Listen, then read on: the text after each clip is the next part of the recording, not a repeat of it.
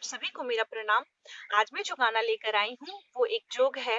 कहते हैं कि शादी के समय या जोग गाने से जो दूल्हा मिल होता है उसका बहुत स्नेह मिलता है।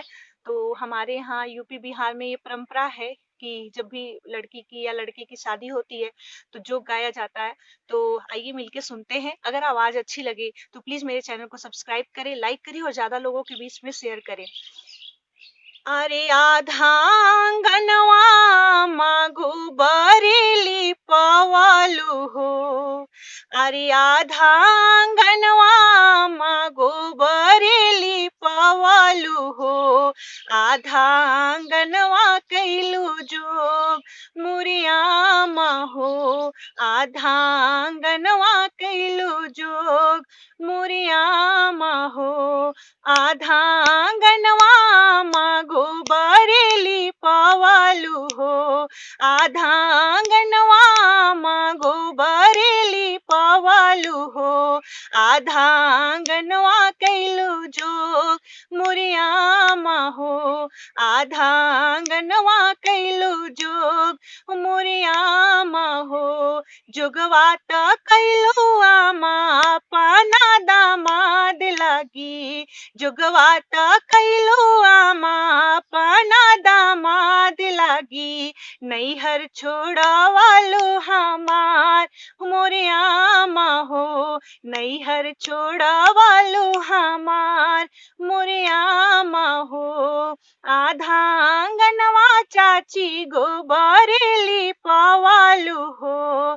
आधांगनवा चाची गो बरेली पवालू हो।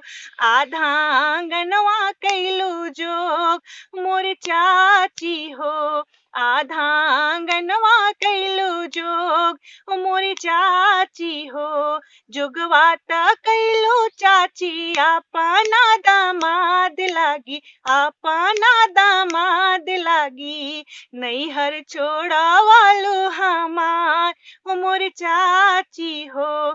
नैहर छोड़ावालो हमार मोर चाची हो। नैहर छोड़ावालो हमार। आधांगनवा भाभी गो बरेली पवालू हो। आधांगनवा भाभी गो बरेली पवालू हो। आधांगनवा कैलू जोग मोर भाभी हो। आधांगनवा कैलू जोग मोर भाभी हो। जोगवात कैलू भाभी अपना नंदोसिया लागी। जोगवात कैलू भाभी अपना नंदोसिया लागी। नैहर छोड़ावालो हमार मोर भाभी हो। नैहर छोड़ावालो हमार मोर भाभी हो। नैहर छोड़ावालो हमार। आधांगनवा मागो बरेली पवालू हो।